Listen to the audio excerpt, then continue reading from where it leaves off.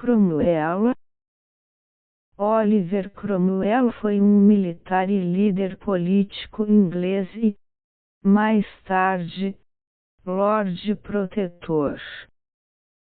Nascido no seio da nobreza rural, os primeiros 40 anos da sua vida são pouco conhecidos. Após passar por uma conversão religiosa na década de 1630, Cromwell tornou-se um puritano independente, assumindo uma posição, no geral, tolerante, face aos protestantes do seu tempo. Um homem intensamente religioso autodenominado de Moisés puritano, ele acreditava profundamente que Deus era o seu guia nas suas vitórias. Cromwell foi eleito membro do parlamento pelo Círculo Eleitoral de Huntingdon e por Cambridge no Pequeno e Longo Parlamentos. Participou na Guerra Civil Inglesa, ao lado dos parlamentaristas.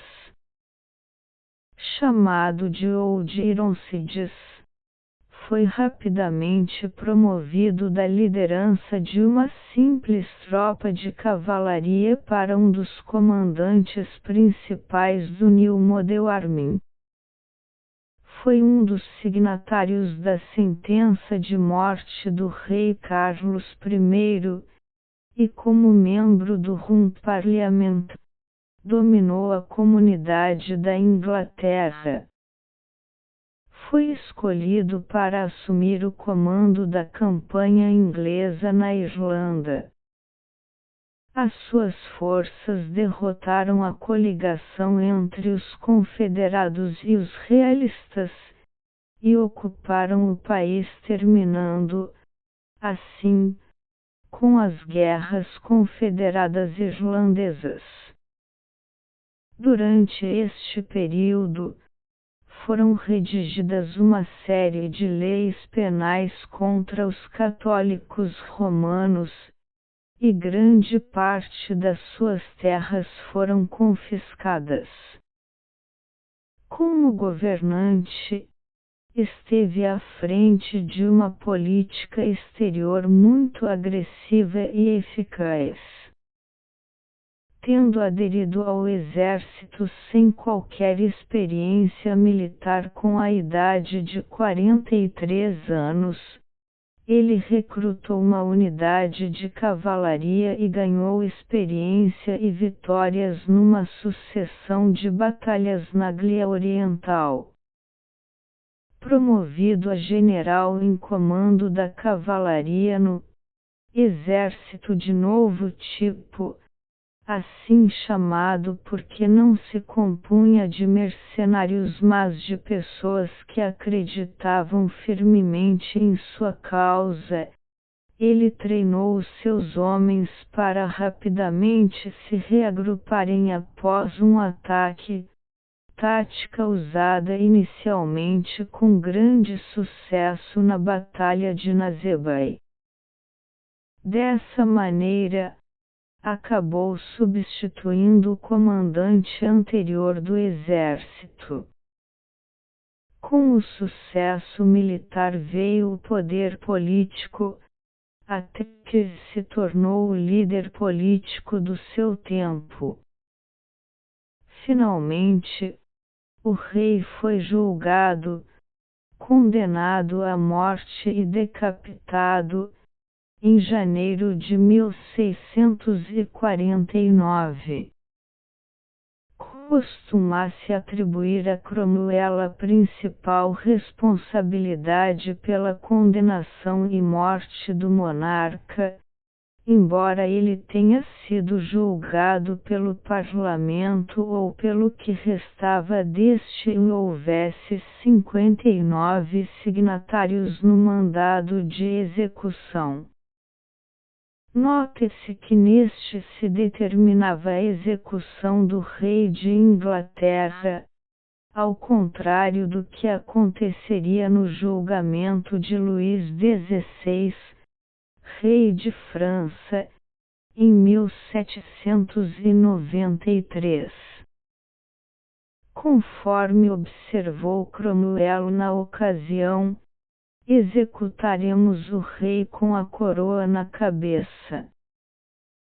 Cromwell ficou muito impopular na Escócia e na Irlanda que, embora nominalmente independentes, eram efetivamente dominadas por forças inglesas.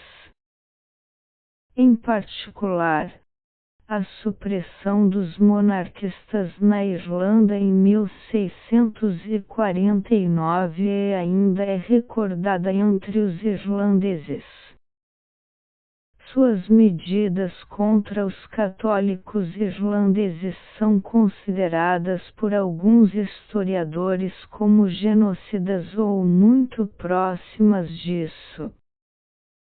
Oliver Cromwell ofereceu aos católicos irlandeses uma escolha entre o genocídio e a transferência forçada, em massa.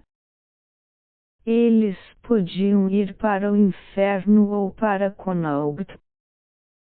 Os massacres de protestantes por católicos, ocorridos durante as guerras religiosas da década de 1640, foram amplificados, para fins de propaganda, de modo a justificar o subsequente genocídio promovido por Cromwell.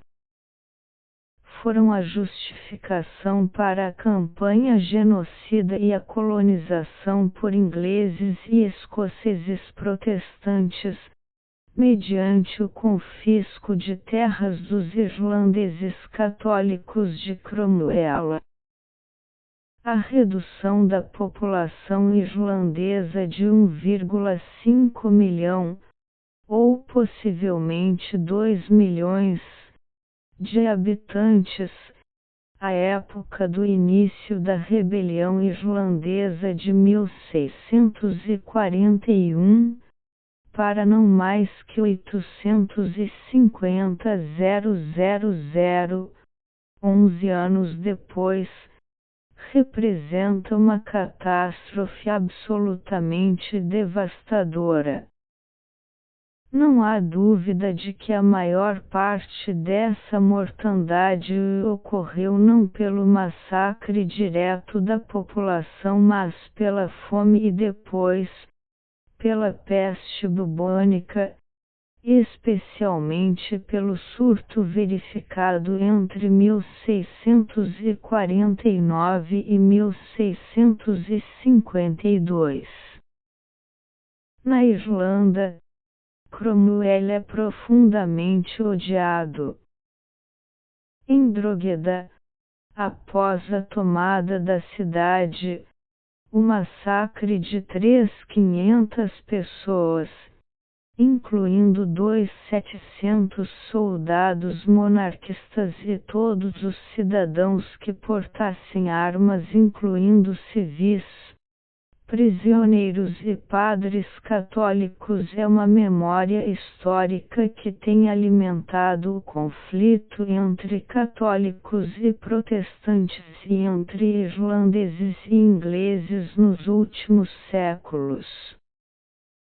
Cromwell justificou o massacre alegando que os defensores da cidade continuaram a lutar, violando as normas de combate, mesmo depois que as muralhas da cidade foram penetradas. Antes de morrer, Oliver Cromwell indicou seu filho Richard Cromwell para seu substituto. Entretanto, o mesmo não tinha capacidade para isso. E assim, em 25 de maio, depois que Hunt concordou em pagar suas dívidas e fornecer uma pensão, Cromwell entregou uma carta formal renunciando ao cargo de Lorde Protetor. Ricardo nunca foi formalmente deposto ou preso, mas foi autorizado a desaparecer.